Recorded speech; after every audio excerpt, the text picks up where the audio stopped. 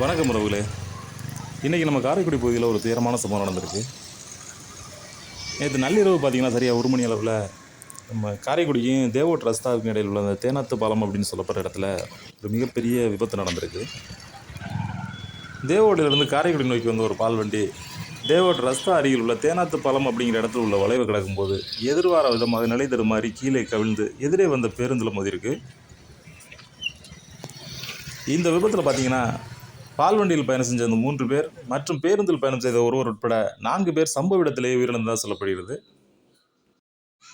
இது போன்ற அசம்பாவிதங்களை தடுக்கணும்னா வாகன ஓட்டிகள் இரவு நேரங்களில் வாகனத்தை இயக்கும்போது ரொம்ப கவனமாக இருக்கணும். நம்மளுடைய சிறிய கவனக்குறைவும் மிகப்பெரிய இழப்பை தரும் அப்படிங்கிறதுக்கு இதுவும் ஒரு சாட்சி.